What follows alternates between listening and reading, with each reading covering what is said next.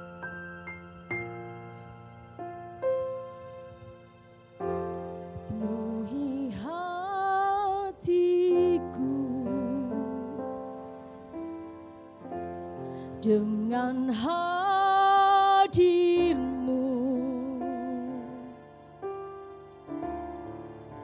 Ku rindu memandang wajah-Mu, oh Tuhan, di dalam kekudusan-Mu.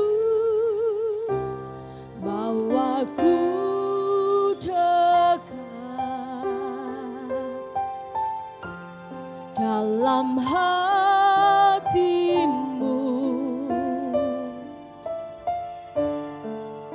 Ku rindu mendengar suara-Mu, oh Tuhan, di tempat kudus-Mu sekarang.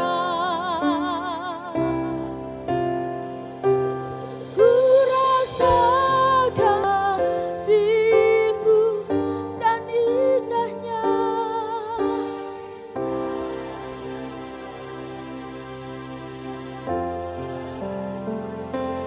Duhi jangan kasih-Mu yang di hadirat-Mu. Ku mengangkat tanganku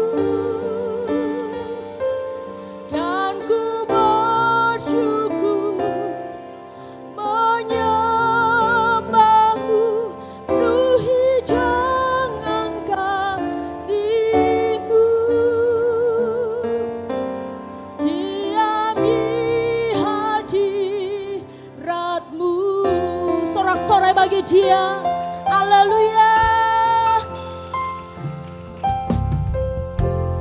Penuhi hatiku dengan hadir-Mu. Dengan hadir-Mu kami rindu Tuhan. Ku rindu memandang wajah-Mu, oh Tuhan, di dalam kekudusan-Mu. Bawaku dekat dalam hati-Mu. Dalam hati-Mu kami rindu mendengar suara-Mu, Tuhan.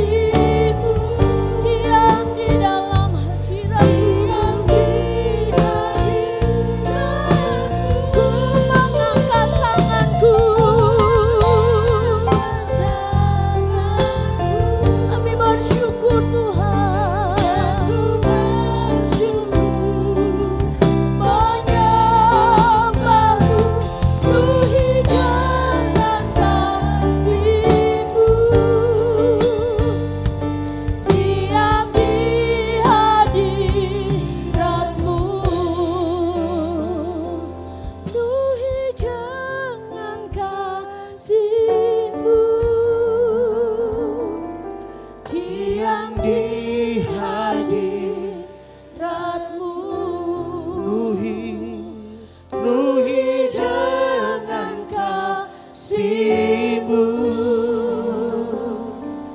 diam di hadirat-Mu.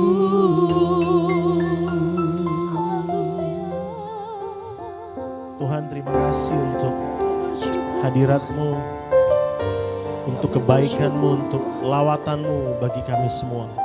Kami sungguh bersyukur semua karena kemurahan Tuhan. Terima kasih Bapa di sorga, kami bersyukur untuk kebaikan dan kemurahan-Mu. Lawat kami, lengkapi kami Tuhan, penuhi kami dengan kuasa-Mu. Di dalam nama Tuhan Yesus Kristus, kami ucap syukur dan berdoa. Haleluya. Amin. Kita beri tepuk tangan buat Tuhan Yesus. Shalom Bapak Ibu Saudara.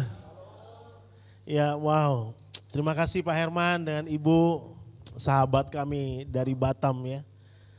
Sama-sama melayani di Batam ya, dan sekarang saya bangga lihat apa yang Tuhan kerjakan lewat Pak Herman dengan Ibu di tempat ini. Dan ini kali yang kedua saya ke Bondowoso Saudara. Pertama sekitar 2005, masih di Hotel Anugerah. Ya, masih ada Bapak dan Ibu waktu itu di Hotel Anugerah.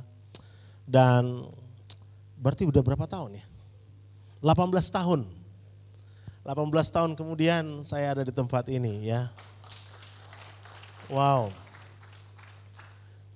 Waktu itu di Hotel Anugerah ibadah sekitar 5 hari saya ada. Di Bondowoso kita buat training dan semuanya. Dan tadi kita ngobrol-ngobrol sama hambanya yang Pak Herman ya. Sangat bersyukur melihat apa yang Tuhan kerjakan lewat pelayanan di tempat ini. Amin saudara. I'm feel at home karena ini adalah keluarga sendiri, haleluya. Di rumah sendiri, keluarga sendiri Rock Ministry, dan saya bersyukur. Saya datang dengan istri saya dan putra saya. Saya asli orang Solo saudara, Sulawesi Utara. Ya, Sulawesi Utara. Dulu waktu saya kesini saya masih jadi full time di Lembah Pujian, Denpasar. Ya, sekarang kami pelayanan di Jakarta juga di Batam. Saya tinggal di daerah Pantai Indah Kapuk di Jakarta Utara. Dan kami saat ini melayani pekerjaan Tuhan, juga pengembalaan juga ada di Batam. Tapi juga ada di Jakarta kita bersama-sama dan juga menangani beberapa pelayanan di Rock International Ministry. Dan sekali lagi bersyukur bisa ada di tempat ini. Saya mau istri saya nyanyi satu lagu, boleh saudara? Doa. Haleluya, haleluya. Nada dasar G, Pak. G. Haleluya. Thank you Bu Pris. Aduh. Udah lama gak lihat Ibu Pris pimpin pujian. Ya. Ada.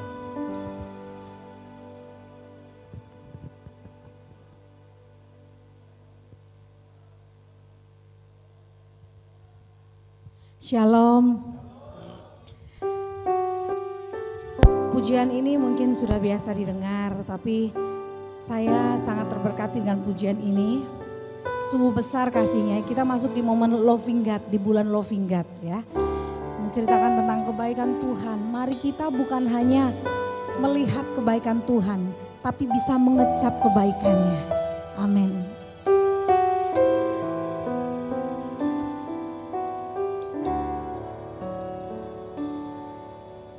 Kemanakah aku dapat pergi, menjauhi rohmu yang suci, kau sahabat,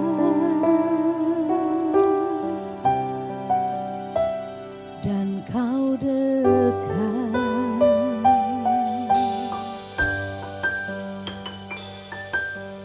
Bahkan seluruh pengabdianku tak bisa membalas kesetiaanmu, sungguh mulia.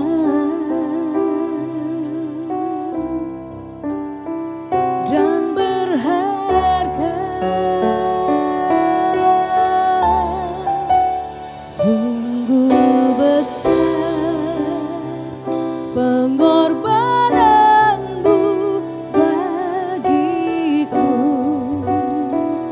terlalu dalam untuk dimengerti. Sungguh besar,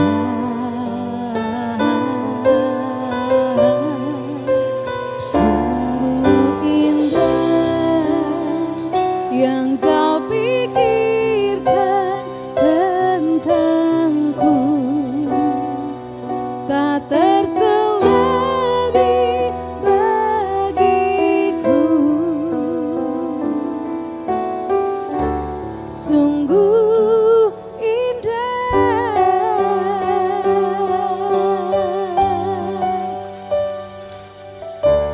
kemanakah aku dapat pergi, menjauhi rohmu yang suci, kau sahabat, dan kau dekat, bahkan seluruh pengabdianku, bahkan seluruh pengabdianku tak bisa membalas kesetiaanmu. Sungguh mulia, katakan dan berharga, dan berharga. Sungguh besar pengorbananmu bagiku, terlalu dalam untuk dimengerti. Sungguh besar,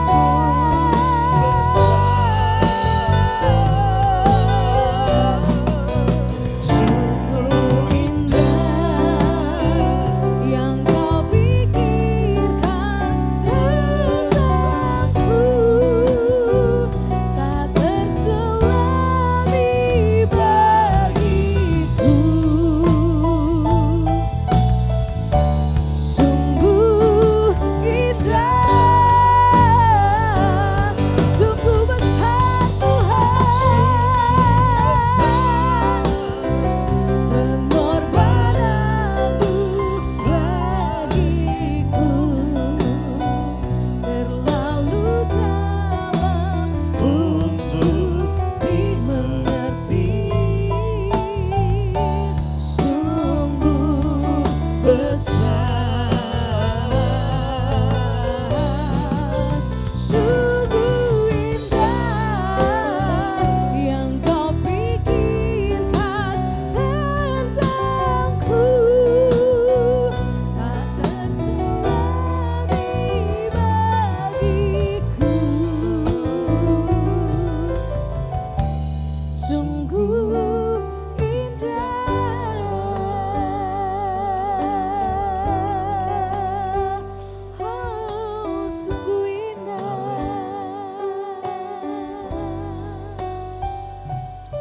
Tuhan berkati saudara. Saya merasa ibadah ini lebih kepada kita reunian ya. Memang datang di rumah sendiri itu hal yang luar biasa saudara. Kita masuk di bulan ini berbicara tentang loving God ya, mencintai Tuhan. Ada banyak orang bertanya kenapa kita harus mencintai Tuhan dan bagaimana kita mencintai Tuhan. Suara gembala kita Pak Arifin sampaikan, memang mustahil manusia mencintai Tuhan kalau Tuhan tidak terlebih dahulu mengasihi kita. Ya, apalagi di media sosial sekarang beredar berita begitu banyak bahwa tidak mungkin kita mengasihi Tuhan. Orang berkata itu adalah Taurat perjanjian lama. Di zaman sekarang itu enggak mungkin. Di Jakarta betapa orang ribut tentang hal-hal tersebut. Tapi saya beritahu tema ini mungkin kelihatannya jadul, tidak populer. Tapi mari, banyak rumah tangga yang tidak lagi mencintai Tuhan hari-hari ini. Banyak gereja bahkan mereka hanya attending, hadir, tapi mereka tidak betul-betul mencintai Tuhan. Nah, apakah mencintai Tuhan itu hanya sekedar kita datang beribadah, memuji dan menyembah Tuhan? Ataukah ada hal yang lain orang yang mencintai Tuhan? Saya ingin kita melihat beberapa angle yang berbeda, tentang mencintai Tuhan. Saya percaya bahwa gembala saudara sudah mengajarkan hal yang luar biasa tentang mencintai Tuhan. Nah, saya hanya mau bagi apa yang Tuhan taruh di hati saya. Bahwa orang yang mencintai Tuhan itu terlihat dari apa yang dia kerjakan. Setuju saudara? Orang yang mencintai Tuhan itu terlihat dari kualitas yang keluar dari hidupnya. Jadi bukan cuma sekedar kita jago bernyanyi, jago memuji, ya, jago banyak hal dalam pelayanan. Tetapi dalam keseharian kita, semua kualitas yang keluar dari diri kita itu adalah bukti bahwa kita mencintai Tuhan. Nah, coba kita melihat bersama dalam Efesus pasalnya yang ke-2. Minta tolong multimedia bisa bantu, ayat yang ke-8 sampai dengan ayatnya yang ke-10. Dari Efesus 2 ayat 8 sampai dengan ayatnya yang ke-10. Demikian firman Tuhan ya dalam Efesus pasal 2 ini. Sebab karena kasih karunia apa? Kamu diselamatkan oleh iman, bukan hasil usahamu, tetapi pemberian Allah. Itu bukan hasil pekerjaanmu. Jangan ada orang yang memegahkan diri. Kalau saudara lihat ayat 8 dan 9 ini murni karya Tuhan. Tidak ada upaya manusia di situ. Semua karya Tuhan. Tapi perhatikan ayat yang ke-10. Karena kita ini buatan Allah. Amin. Kata buatan itu kan bara. Diciptakan untuk sebuah tujuan. Keyboard ini diciptakan untuk tujuan supaya menghasilkan suara yang indah. Ketika keyboard ini tidak berada pada fungsi semestinya, maka barang ini useless, sia-sia, nggak ada gunanya. Ketika manusia diciptakan oleh Tuhan, maka Tuhan bilang gini, baiklah kita menjadikan manusia itu apa? Serupa dan segambar. Nah, perkataan serupa dan segambar sini punya arti begini, bahwa karakter Tuhan, nature-nya Tuhan ada dalam diri manusia. Kenapa saudara? Karena manusia itu adalah makhluk yang keluar dari spesies roh Tuhan sendiri. Kita bukan orang dari pribadi yang lain, kita berasal daripada Tuhan. Malaikat tidak pernah diciptakan serupa dan segambar. Tapi Anda dan saya diciptakan dalam keserupaan dan segambar dengan Tuhan. Nah, makanya firman ini menjadi begitu penting. Firman Tuhan berkata bahwa itu bukan hasil usahamu tetapi pemberian Allah. Tuhan kasih. Tapi mari pelajari. Apa tujuan Tuhan kasih itu buat saya dan saudara? Nah, ayat 10 dibilang gini, karena kita ini buatan Allah. Saya dan saudara buatan Allah. Jadi Anda dan saya ini diciptakan dengan sebuah tujuan tertentu. Makanya jangan sampai kita tidak menemukan tujuan itu. Apa arti kata keselamatan? Keselamatan itu bukan dari gelap kepada terang. Saudara. Keselamatan itu artinya adalah sampai pada tujuan. Itu selamat. Saya dan saudara direncanakan sampai pada tujuan. Nah, kenapa dia harus mengutus putranya yang tunggal buat saya dan saudara? Supaya kita makhluk ciptaannya ini sampai pada tujuan. Sampai pada desain awal, sampai pada blueprint awal. Kenapa Tuhan menciptakan Anda dan saya?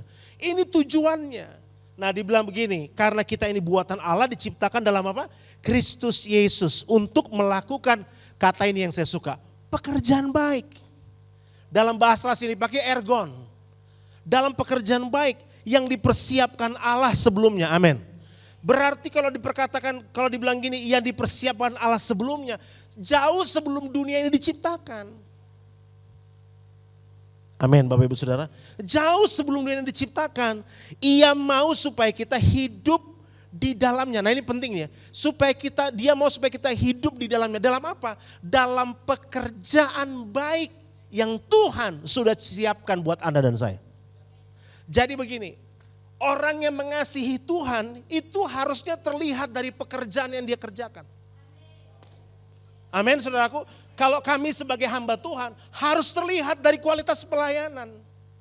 Karena ini pekerjaan kami sebagai hamba Tuhan. Saya masuk gedung ini, saya lihat semua apa yang Tuhan buat di tempat ini. Saya bilang buat Pak Herman, keren. Saya lihat bagaimana jemaat, keren. Haleluya, dahsyat. Karena kita sama-sama di Batam, saudara. Saya tahu nggak mudah apa yang dihadapi oleh Pak Herman dan Ibu Pris ini. Saya tahu bagaimana mereka melayani Tuhan, bagaimana proses yang mereka hadapi. Tapi dengar baik, orang yang mengasihi Tuhan tidak terpancar dari titel yang dia punya. tapi dari pekerjaan baiknya. Kalau saudara adalah seorang employee di sebuah perusahaan, you have to make sure, saudara harus pastikan bahwa Anda keluar menjadi seorang pegawai yang penuh integritas. Nah, saudara nggak bisa bilang begini sama tukang parkir yang di luar sana, Pak, dahsyat lawatan Tuhan tadi. Nggak bisa, dia nggak ngerti, yang dia tahu liwetan, bukan lawatan. Dia nggak tahu. Nah, tapi bagaimana tukang parkir di luar sana bisa tahu Anda disertai Tuhan? Lewat pekerjaan baik saudara. Amin. Lewat pekerjaan baik saudara. Saudara nggak bisa bilang saya di menara doa 10 jam satu hari. Orang nggak akan percaya. Orang hanya percaya Anda orang yang rohani ketika pekerjaan saudara terbukti maksimal. Saudara sebagai mahasiswa, sebagai pekerja, sebagai seorang businessman atau woman, saudara buktikan hasil saudara. Itu yang namanya mengasihi Tuhan. Kalau cuman kita lompat-lompat di gereja, semua orang bisa lakukan. Kalau cuma sekedar angkat tangan, semua orang bisa lakukan. Tapi bagaimana keluar dari ekspresi yang mengasihi Tuhan itu dalam pekerjaan dia, itu yang dahsyat. Amin, Bapak Ibu Saudara.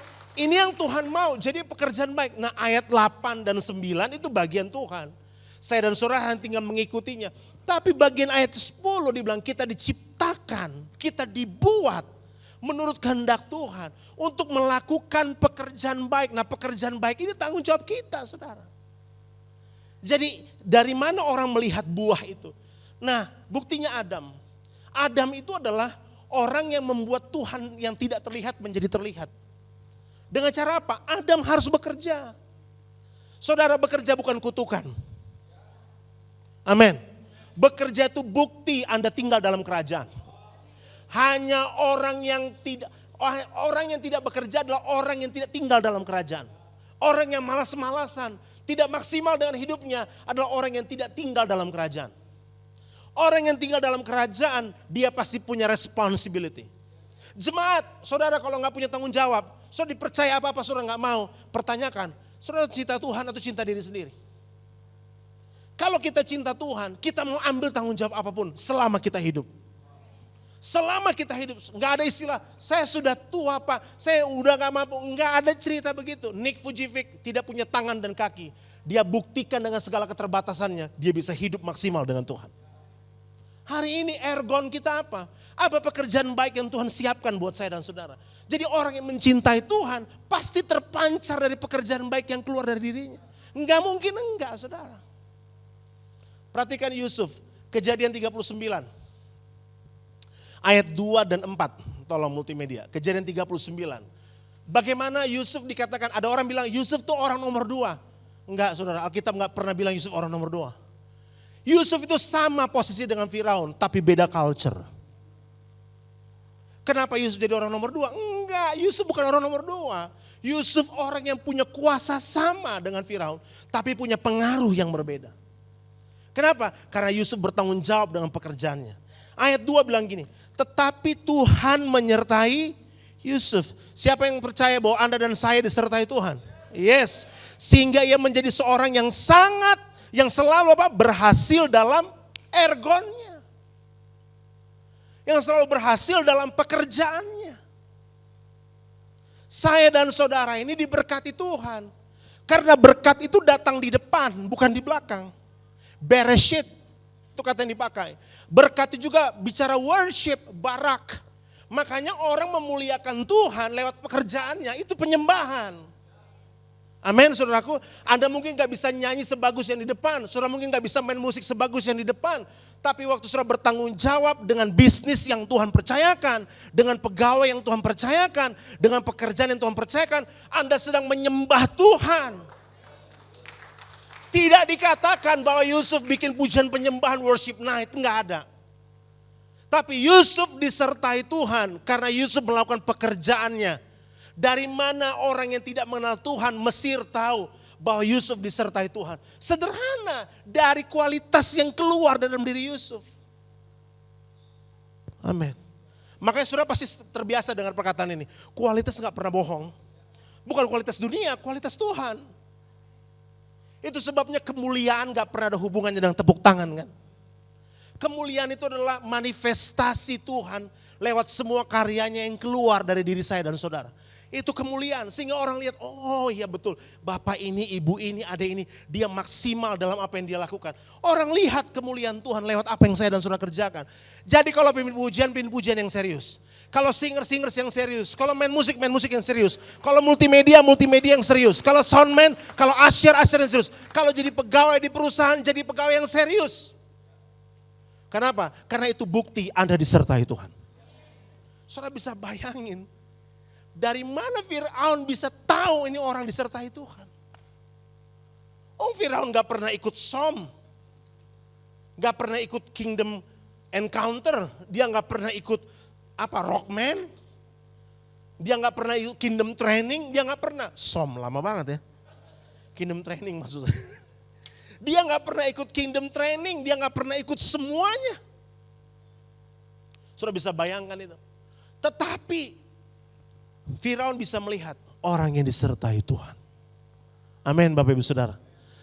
Saudara dan saya akan terlihat di luar sana disertai Tuhan. Bukan karena Anda berbahasa roh.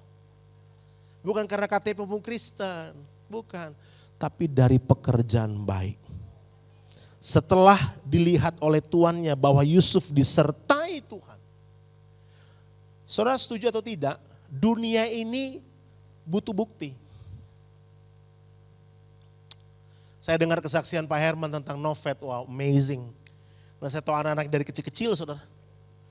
Bagaimana anak-anaknya hamba Tuhan dipakai Tuhan luar biasa. Saya mau bilang buat saudara, dunia ini butuh bukti. Enggak butuh omongan, mereka butuh bukti. Terbukti dikatakan gini, setelah dilihat oleh Tuhannya. Berarti ada yang mereka lihat. Bahwa Yusuf disertai Tuhan dan bahwa Tuhan membuat berhasil segala sesuatu yang dikerjakannya. Saudara yakin Anda disertai Tuhan? Harus yakin.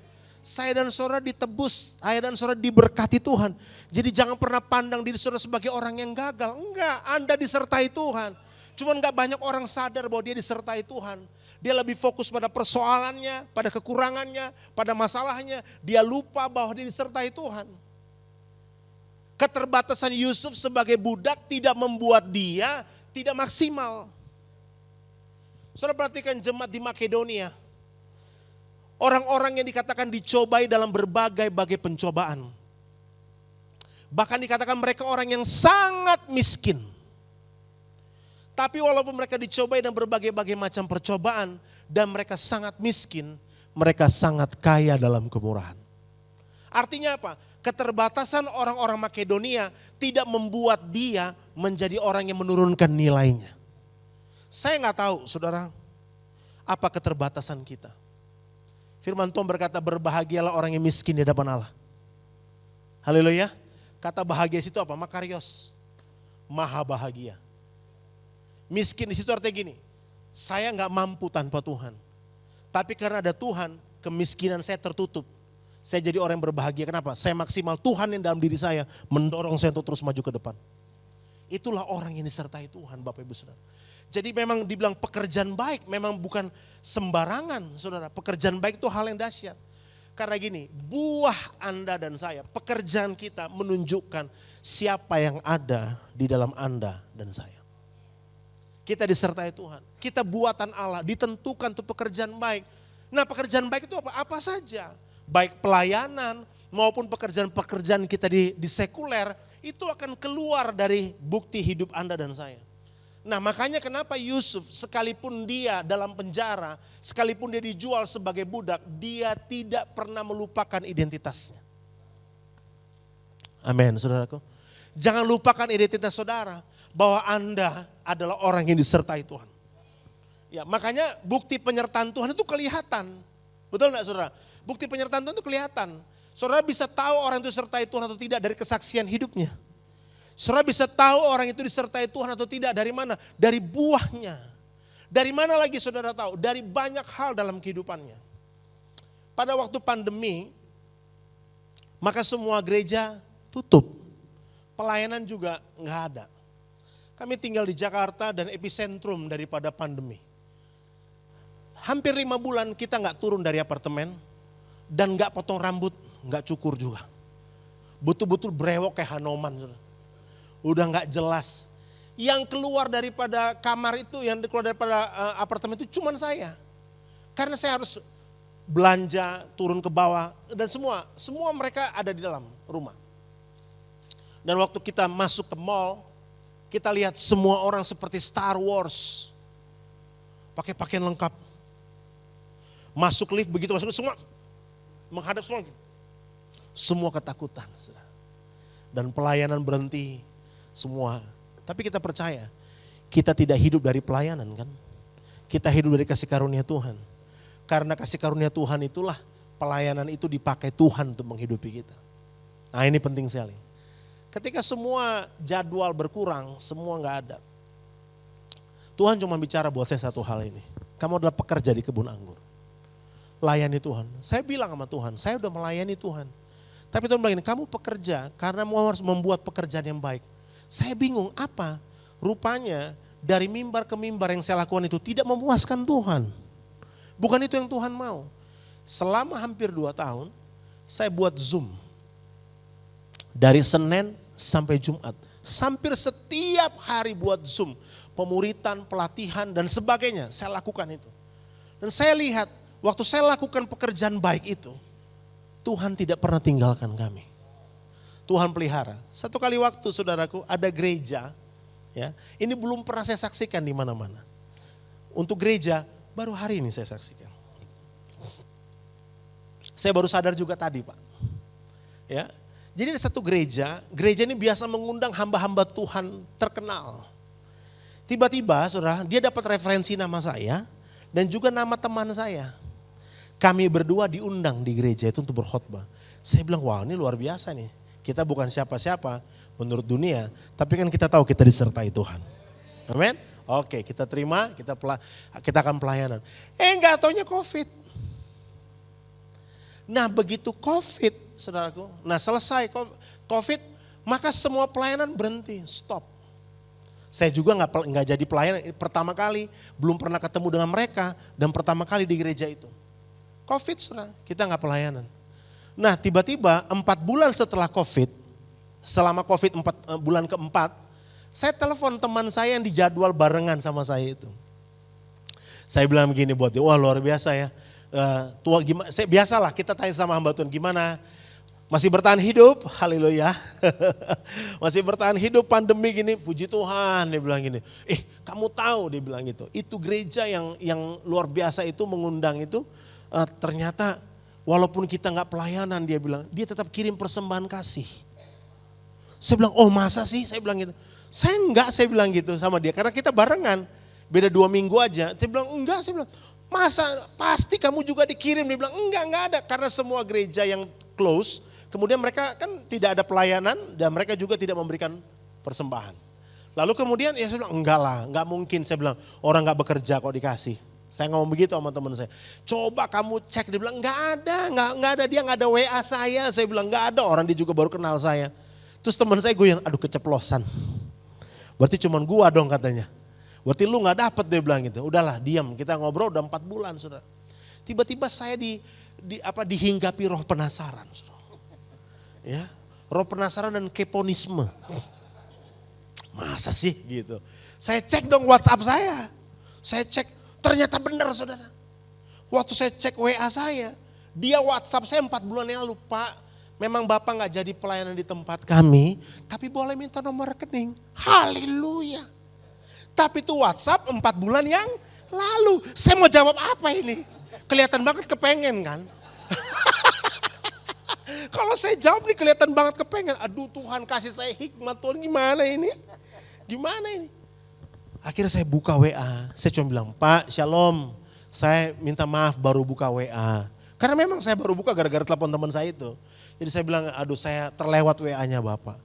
Dia dalam waktu kurang dari 5 menit dia jawab gini, enggak apa-apa Pak, minta nomor rekeningnya, oh masih berlaku.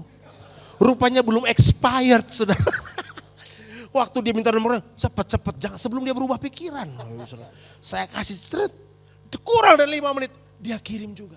Saya bilang, Pak, tapi saya enggak melayani, enggak apa-apa Pak. Semua pendeta yang kami undang sepanjang tahun 2020, karena pandemi, tetap kami berkati PK-nya. Saudara, saya enggak khotbah, Tapi saya melayani, orang pikir lewat Zoom saya dapat, orang pikir saya kasih persembahan. Enggak ada saudara. Tapi Tuhan pelihara lewat acara yang aneh. Dan yang luar biasanya, gereja itu udah bubar Pak. Gereja itu bubar, terjadi perpecahan di dalam, jadi 4 gereja. Gereja itu udah gak ada lagi. Saya gak pernah khotbah, dan gereja itu sudah bubar. Mereka kasih saya persembahan. Jadi kalau saya mau terima kasih ke siapa saudara? Gereja udah gak ada. Saya ingat kesaksian daripada Pak Yusuf Roni. Yusuf Roni waktu ditangkap di penjara di Kalisosok, saudara. Maka hal yang dibutuhkan di penjara itu sebenarnya bukan makanan, saudara. Yang paling utama. Karena makanan mereka dapat. Apa yang mereka butuhkan? Odol.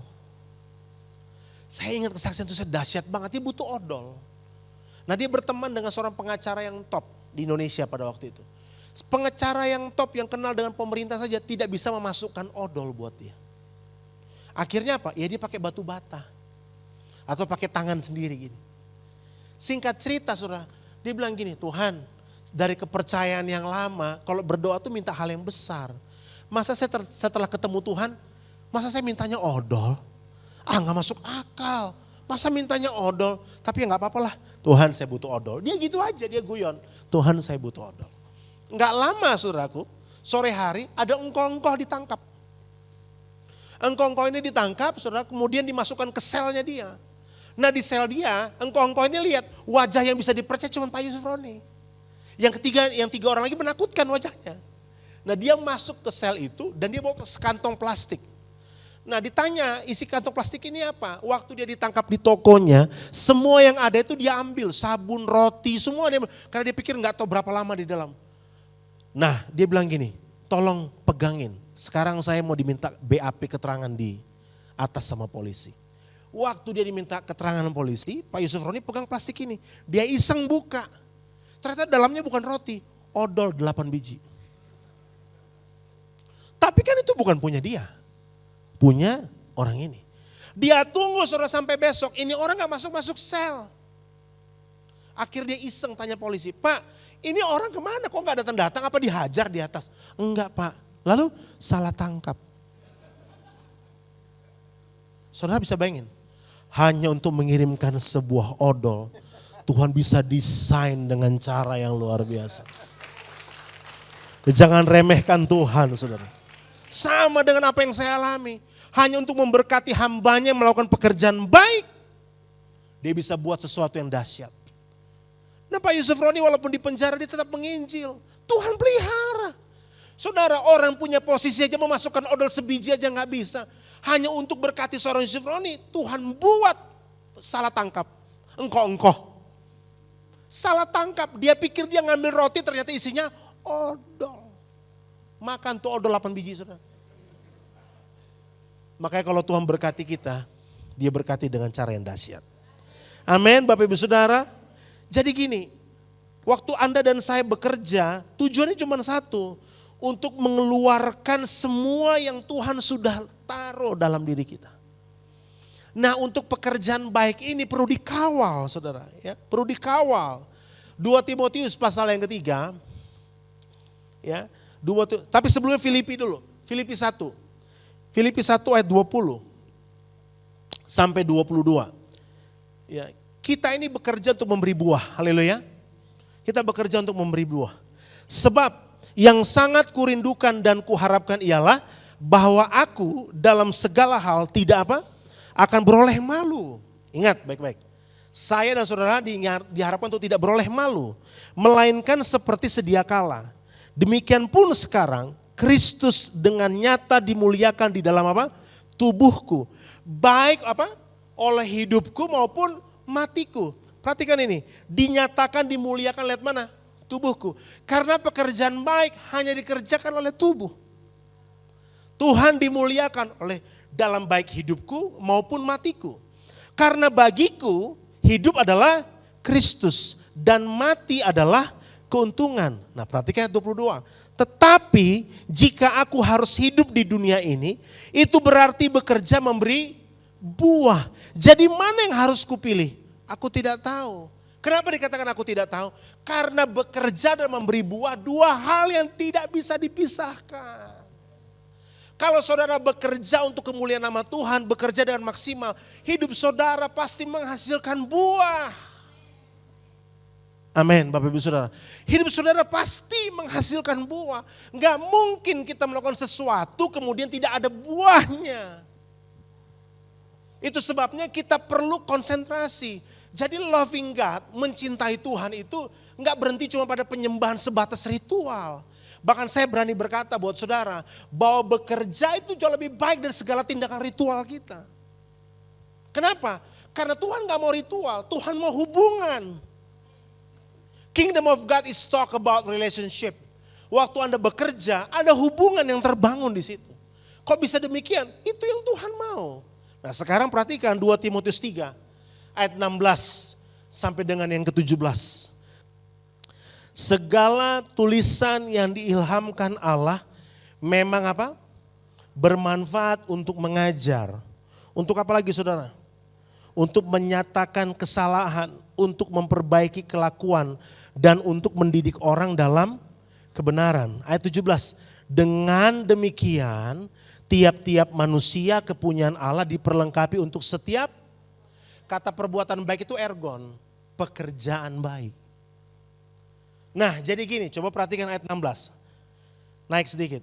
Segala tulisan yang diilhamkan Allah memang bermanfaat untuk mengajar. Mengajar apa? Mengajar saya sebagai hamba Tuhan untuk melakukan pekerjaan baik. Bagaimana saya harus melayani jemaat yang Tuhan percayakan.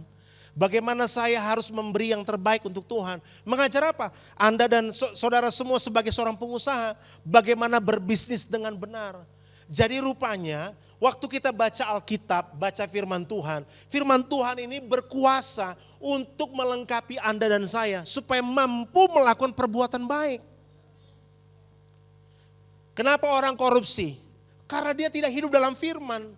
Tadi firman Tuhan berkata, aku mau supaya kamu hidup di dalamnya. Di dalam apa? Dalam perbuatan baik yang Tuhan rencanakan.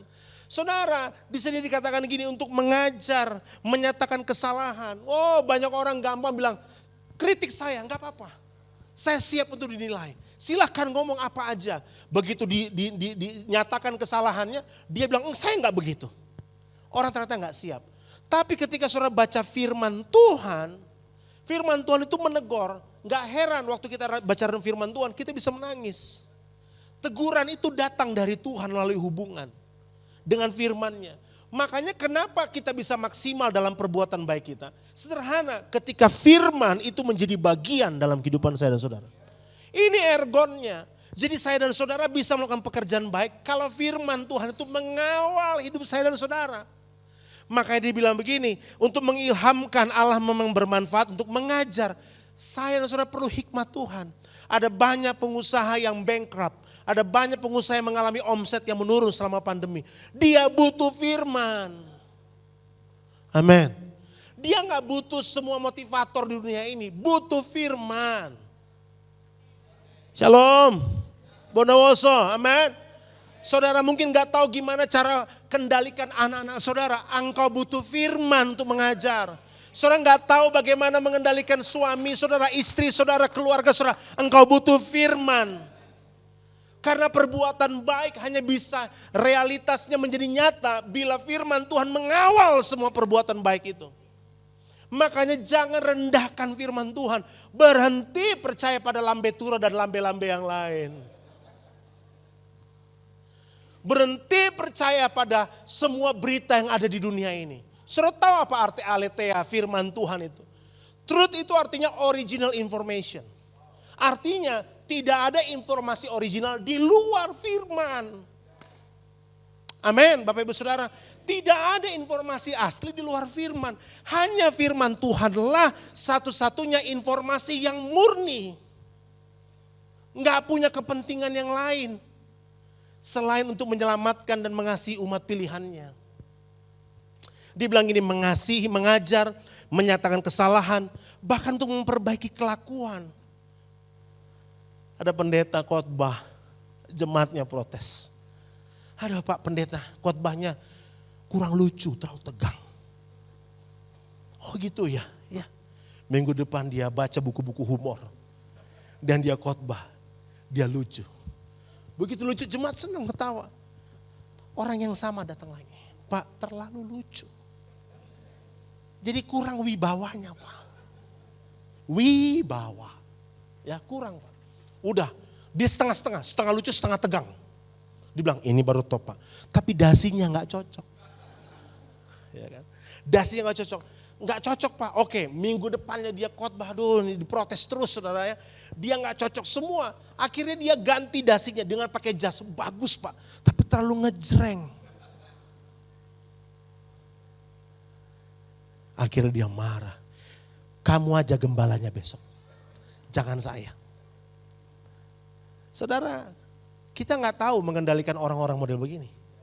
Firman akan ajar. Saya, Pak Herman tahu saya lah.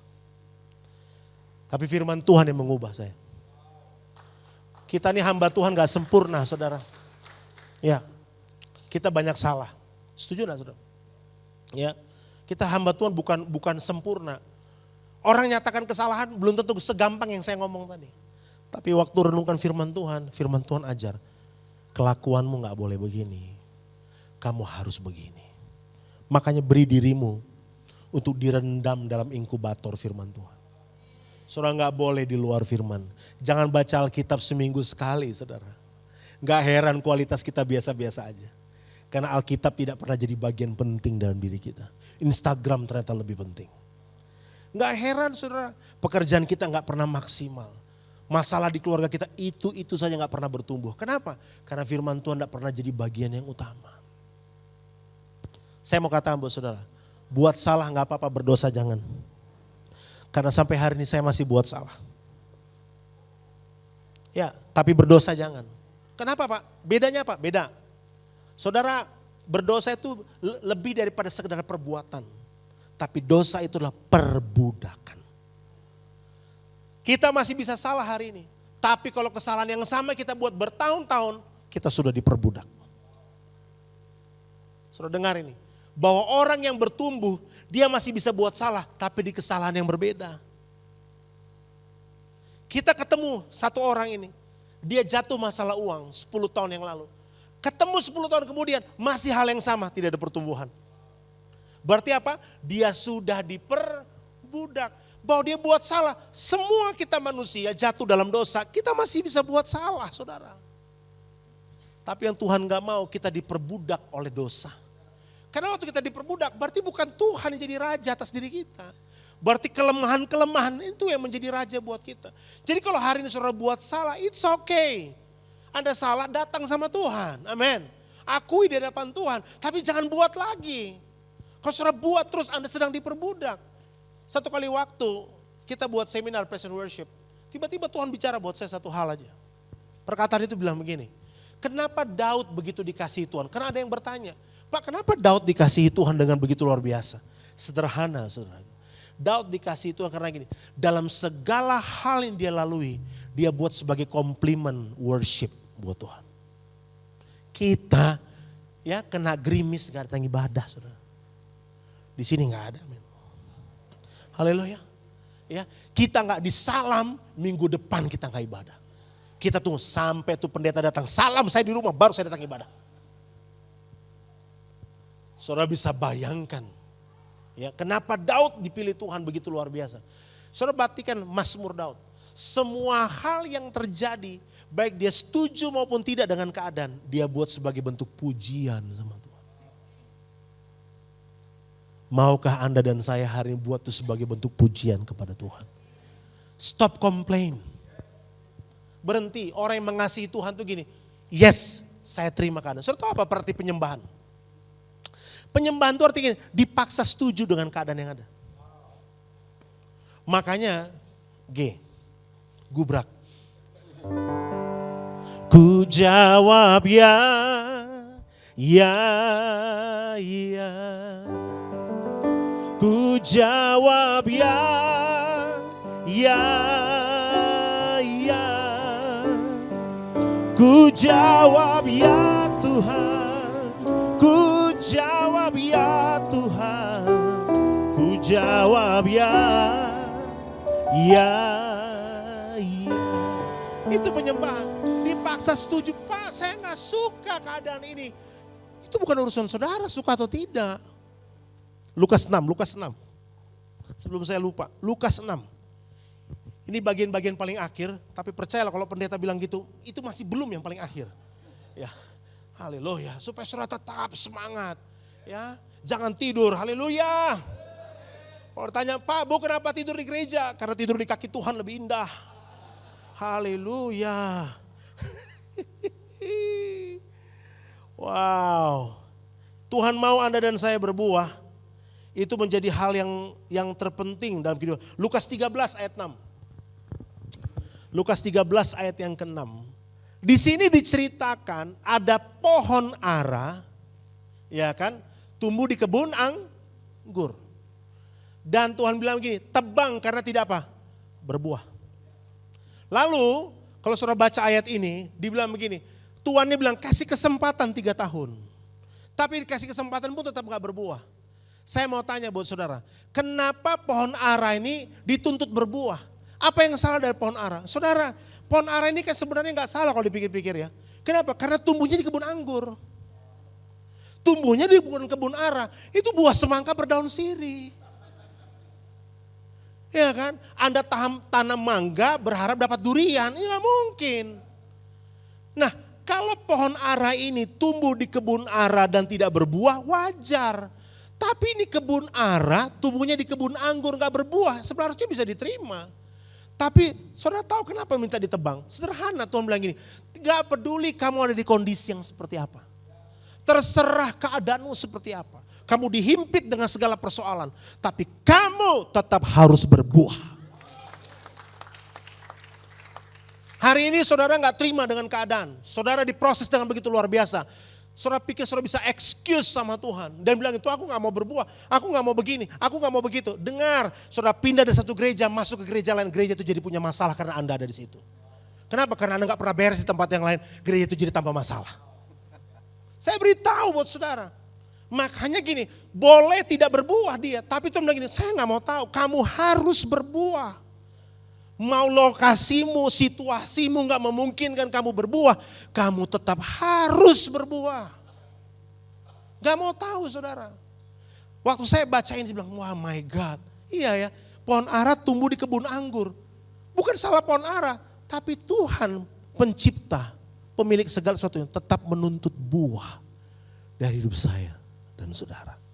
Jadi gini, perbuatan baik kita terpancar lewat buah kita. Dan Yohanes 15 bilangin, dan setiap buah kita akan diuji kualitasnya. Saudara mengasihi Tuhan, lakukan perbuatan baik. Sekarang ayat yang paling akhir. Kan lama saudara, 2005 ke 2023. Anda bisa bayangkan 18 tahun loh saudara. Jadi saya rapel hari ini. Ya kan, haleluya. Ya, 6 jam boleh Pak ya, haleluya. Ini kalau khotbah di rumah sendiri gitu Pak. Bisa ditambah-tambahin 6 jam, 10 jam, puji Tuhan ya. Haleluya. Wahyu pasalnya yang ke-14. Ayat yang ke-13. Ini ayat suka dipakai untuk menguburkan orang mati. Tapi mari kita lihat dari perspektif yang berbeda. Wahyu 14 ayat ke-13. Dan aku mendengar suara dari sorga. Berkata, tuliskan, berbahagialah orang-orang mati yang mati dalam Tuhan. Koma di situ saudara.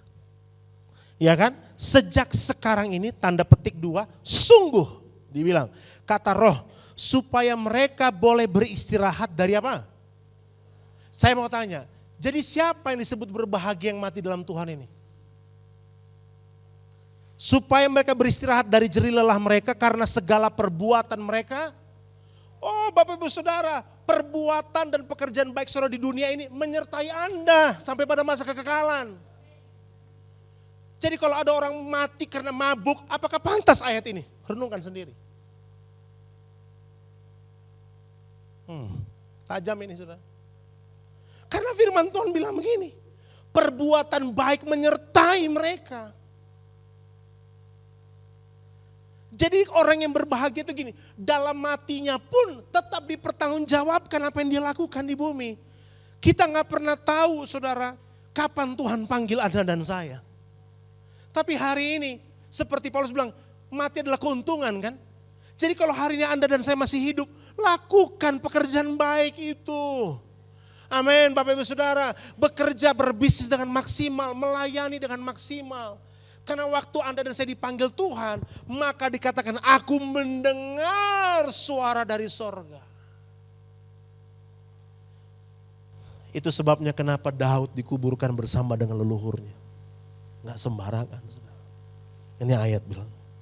Saya baca ayat ini, saya renungkan. Tuhan, wow gak gampang saudara khotbah ayat ini. Saya sekarang jadi mikir-mikir saudara. Kalau kita mau ngomong, wah orang-orang yang mati dalam Tuhan. Yang mana dibilang mati dalam Tuhan. Rupanya orang yang mati dalam Tuhan itu bukan hanya orang yang Kristen dari lahir. Orang yang mati dalam Tuhan itu adalah orang yang hidup untuk tujuan Tuhan. Waktu dia jadi bisnismen yang benar, tidak korupsi. Waktu dia menjadi pegawai pemerintahan yang benar. Waktu jadi ibu rumah tangga yang benar. Makanya kalau masak yang benar. Kalau jual yang benar, jangan kasinan. Ya saudara jual yang benar. Bahan-bahan yang bagus, jangan bahan busuk saudara bilang bagus. Kenapa? Kita nggak lihat, tapi Tuhan tahu pekerjaan kita. Ini namanya ergon. Saya cuma tutup dengan ini. Biarlah firman Tuhan ini menjadi perenungan buat kita. Bahwa orang yang mengasihi Tuhan terlihat dari kualitas yang keluar dari dirinya. Itu gak bisa dipungkiri saudara. Gak bisa, karena Tuhan bilang ini. Karena segala perbuatan mereka menyertai mereka. Jadi hari ini, saya dan saudara akan lega kapanpun Tuhan panggil. Kalau kita maksimal. Saya ingat Miles Monroe bilang ini. Mati itu gak boleh kosong. Almarhum Miles Monroe mengajar. Orang mati itu dia gak boleh kosong. Artinya gini, gak boleh ditemukan gak ada yang keluar dari dirinya. Pastikan semua potensi kita sudah habis kita maksimalkan selama kita hidup. Jangan ada yang kita tahan-tahan. Sampai waktu Tuhan panggil, betul-betul Anda dan saya siap untuk melakukan pekerjaan baik. Tuhan Yesus memberkati kita semua. Saya mau kita nyanyi lagu-lagu ini. Goodness of God.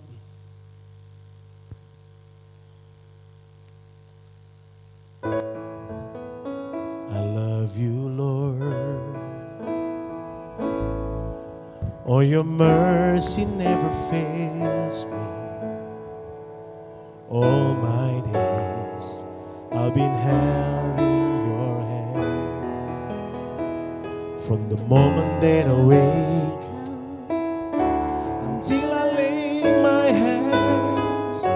I will sing of the goodness of God. I love your voice. You have laid me through the valley. In darkest night, you are close like no other. I've known you as a father.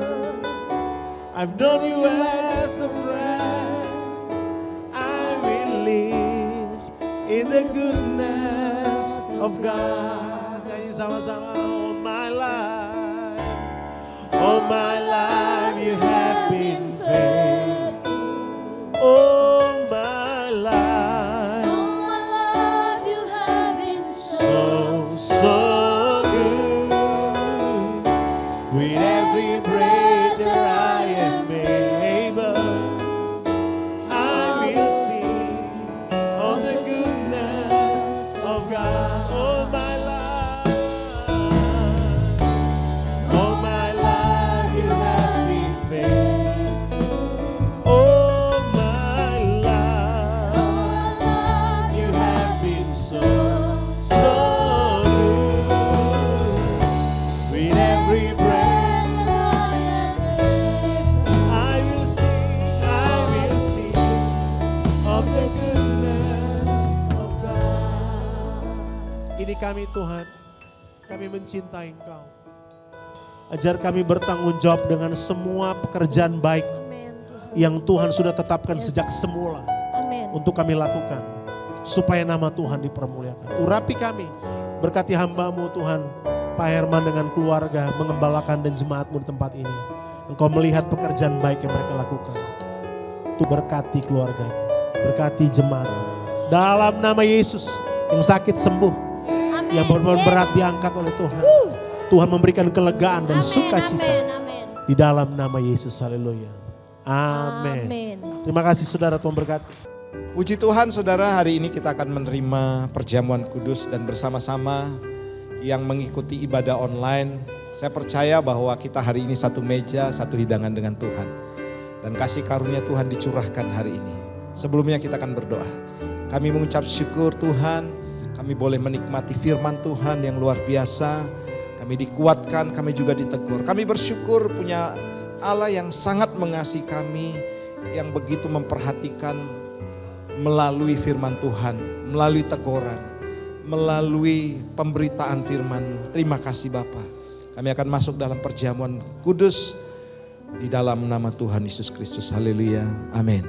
Mari angkat roti di tangan kanan kita. Saudara percaya ketika kita mengangkat roti ini, saudara melihat bagaimana Yesus menderita, dipaku di kayu salib, bahkan dia mati. Dan dia lakukan buat kita semuanya.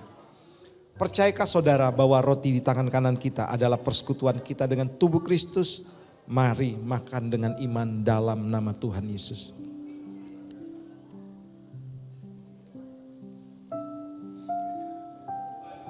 Mari angkat cawanmu. Dengan penuh pengucapan syukur Tuhan, kami mengangkat cawan ini. Kami melihat darah yang tercurah sudah mengampuni segala dosa kami, menyucikan, memperbaharui hidup kami, melayakan kami, dan mengangkat kami menjadi anak Allah. Terima kasih untuk segala kasih karunia yang boleh kami terima. Kami muncul sebagai manusia baru di dalam Tuhan, yang hidup di dalam kebenaran-Mu.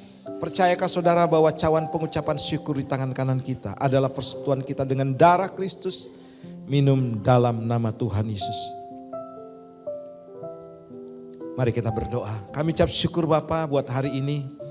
Terima kasih buat segala kebaikan Tuhan. Kami percaya kami mengalami kesembuhan, impartasi kuasa Tuhan. Dan juga kami semakin diperkaya dengan firman Tuhan. Sebab firman-Mu akan berjalan sebagai penerobos di depan kami.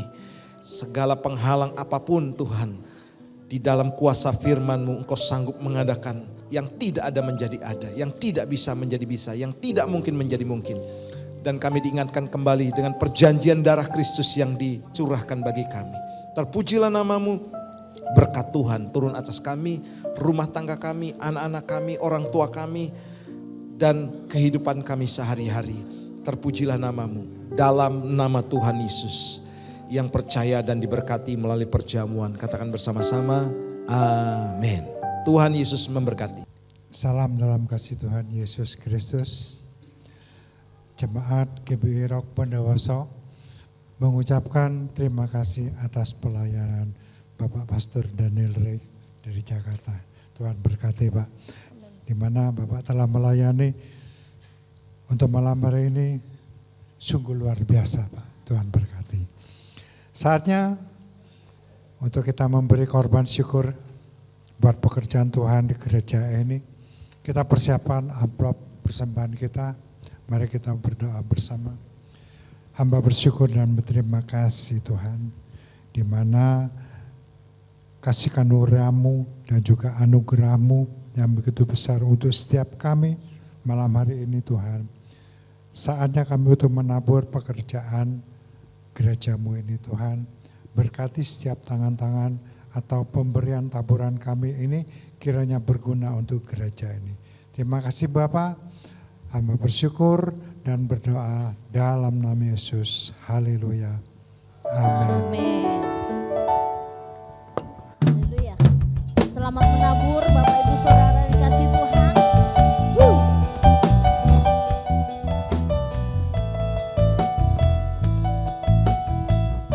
Shalala. Shalalalala. Shalalalala. Shalalalala. Shalalalala. Shalala.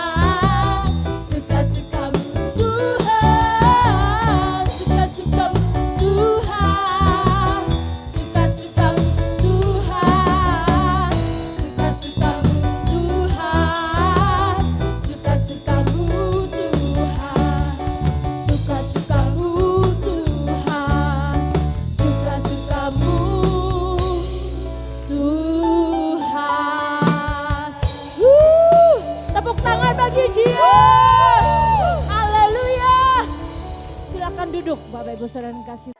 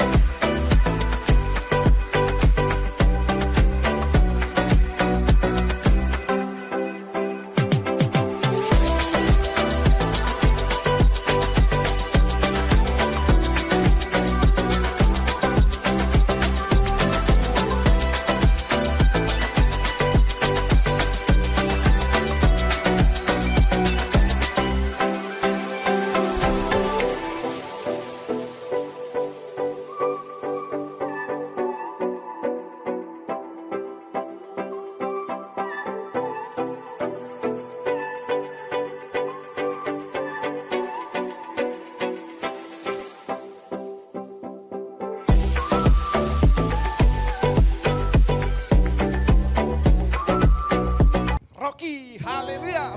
Ayo. Aku pahlawan Kecil. semuanya. Yesus panglamaku, Tuhan di pihak kita. Siapakah lawan? Katakan, tidak ada. Aku pahlawan. Anak-anak yang manis, anak-anak yang luar biasa. Yes, Tuhan di pihak. Mari Bapak Ibu saya undang bangkit berdiri. Sekali lagi pujikan. Orang tua mohon mendampingi. Aku atau perwalian.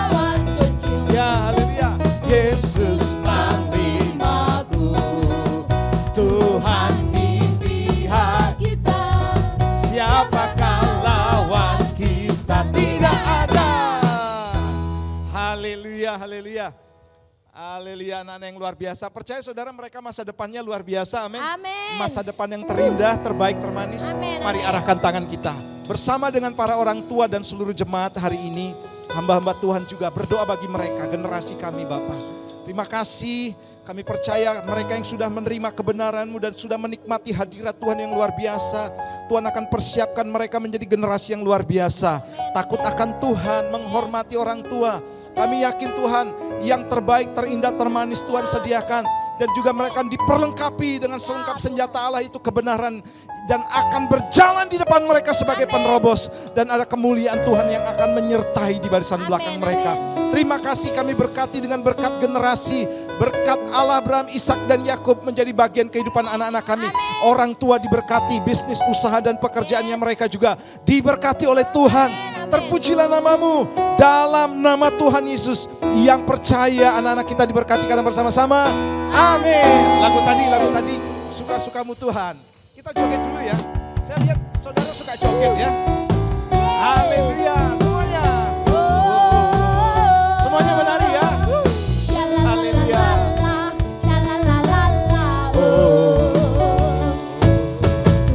Hidupku telah Haleluya.